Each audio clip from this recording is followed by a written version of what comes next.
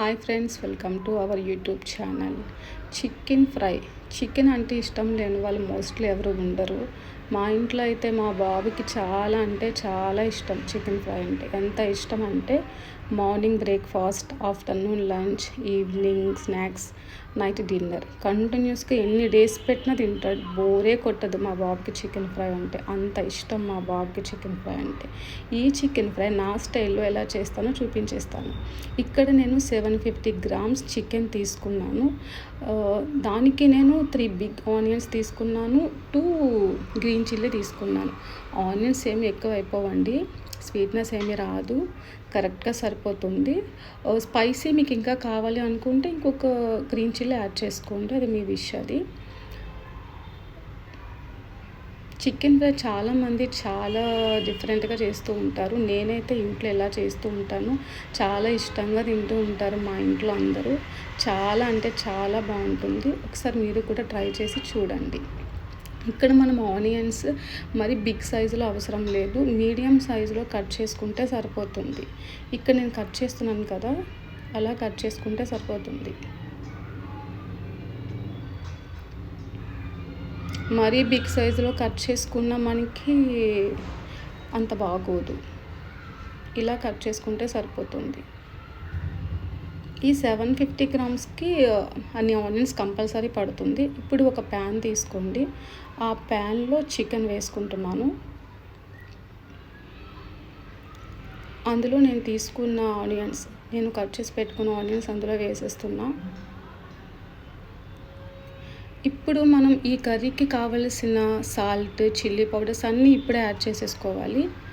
Next మళ్ళీ కావాలంటే మనం యాడ్ చేసుకోవచ్చు, ప్రాబ్లం లేదు. కానీ ఇప్పుడు ఆ ముక్కకి పట్టాలి. ఎందుకంటే మనం చికెన్ సోక్ చేయట్లేదు.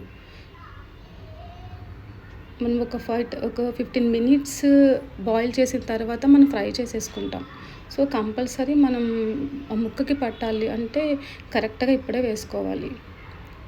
Salt, chilli powder. ఇక్కడ నేను 750 గ్రామ్స్కి 3.5 టేబుల్ స్పూన్ చిల్లీ పౌడర్ వేసుకున్నాను.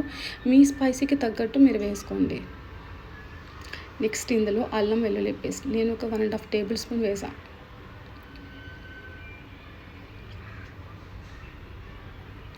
నెక్స్ట్ 2 టేబుల్ స్పూన్ ఆయిల్ వేస్తున్నా.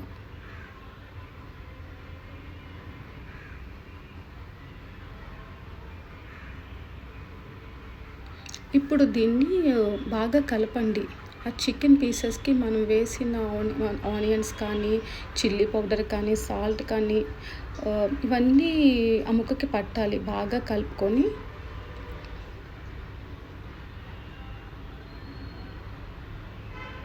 మళ్ళీ ఇక్కడ సరిగ్గా కలపకపోయినా ముక్కకి సరిగ్గా పట్టదు. నెక్స్ట్ కర్రీ లీవ్స్, ఫ్లేవర్ బాగుంటుంది కదా. చాలామంది ఫ్రై చేస్తున్నప్పుడు వేస్తారు, నేను ఇప్పుడే వేస్తా, బాగుంటుంది. నెక్స్ట్ దీన్ని మంటని లో ఫ్లేమ్లో పెట్టుకొని ఒక 15 మినిట్స్ అయినా మనం బాయిల్ చేసుకోవాలండి. మధ్య మధ్యలో తీసి ఇలా కలుపుతూ ఉంటే ఇది స్టార్టింగ్ స్టేజ్ అన్నమాట. నేను పెట్టిన ఒక 1 మినిట్కి ఇట్లా వాటర్ అప్పుడప్పుడే ఊరుతుందన్నమాట, వాటర్ అనేది.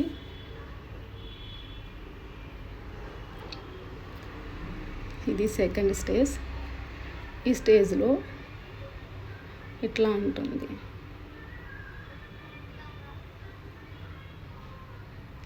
థర్డ్ ఇంక ఫైనల్లీ ఇలా ఉండాలి. ఈ వాటర్ వచ్చిన తర్వాత మనం ఇంకా హ్యాపీగా స్టవ్ ఆఫ్ చేసేసుకోవచ్చు.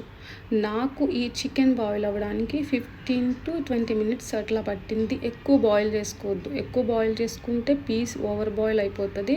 మనం ఫ్రై చేసినప్పుడు, మనం ఆయిల్లో ఫ్రై చేస్తాం కదా, ఆ ఆయిల్లో ఫ్రై చేసినప్పుడు పీసెస్ మొత్తం విడిపోతాయి. అస్సలు బాగోదు. ఇలా పీసెస్లో మనకు అనిపించాలంటే అంతవరకు కరెక్ట్గా బాయిల్ చేసుకోవాలి, అంతకు మించి బాయిల్ చేసుకోవద్దు. ఇప్పుడు ప్యాన్ పెట్టుకొని నేను ఇందాక దాంట్లో 2 టేబుల్ స్పూన్ ఆయిల్ వేసాను కదా, ఇప్పుడు 3 టేబుల్ స్పూన్ ఆయిల్ వేసాను. ఇందులో ఆయిల్ హీట్గా అయిన తర్వాత ఇప్పుడు ఆల్రెడీ మనం బాయిల్ చేసుకున్న చికెన్ ఇందులో వేసేసుకోవాలి.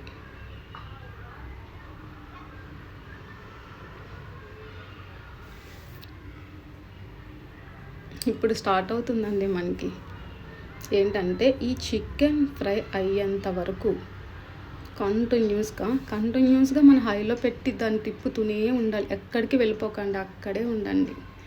మనం అటు వెళ్ళొచ్చామంటే మన ప్లేట్లో బ్లాక్ పీసెస్ పడతాయి. సో ఇంకా మంటని ఎంతవరకు మనం లో ఫ్లేమ్లో పెట్టుకున్నామో, నెక్స్ట్ ప్రాసెస్ వచ్చి ఇంకా ఫుల్ హైలో, మీకు అనిపిస్తుంది కదా కింద, ఫుల్ హైలో పెట్టుకొని ఇంకా లాస్ట్ ఎండింగ్ వరకు కూడా మనకు కావలసిన స్ట్రక్చర్ వచ్చే వరకు కూడా మనం ఎలా హై ఫ్లేమ్లో ఫ్రై చేస్తూనే ఉండాలి. ఈ స్టేజ్కి వచ్చిన తర్వాత నేను ఇక్కడ ధనియాల పౌడరు, తర్వాత జీరా పౌడర్ వేస్తున్నాను. బాగా ఫ్రై చేసుకోండి. హైలోని ప్రాసెస్ అంతా హైలోనే చేసుకోవాలి.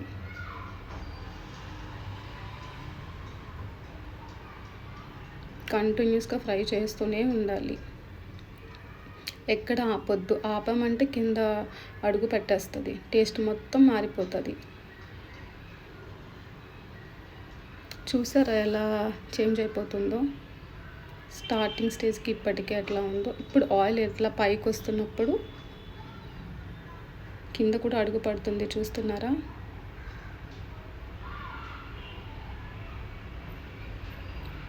ఈ స్టేజ్కి వచ్చిన తర్వాత లాస్ట్ ఎండింగ్ అయిపోయింది.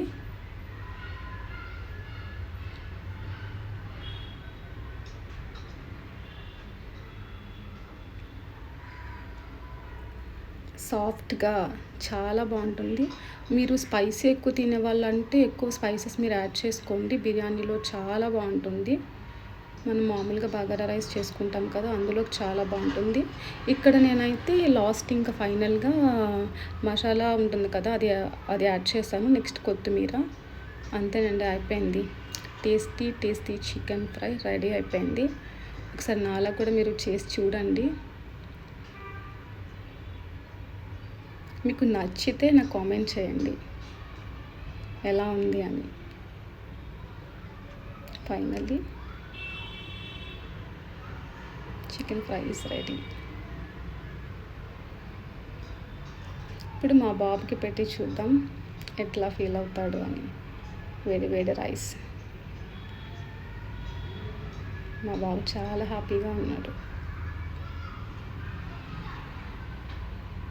చాలా టెంప్టింగ్గా ఉంది కదా? మీకే కాదండి, ఇప్పుడు ఈ వీడియో చూస్తే నాకు కూడా చాలా టెంప్టింగ్గా ఉంది.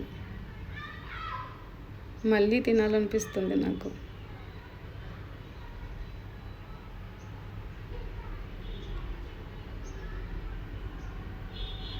మా బాబు ఎట్లా ఫీల్ అవుతాడో చూస్తా.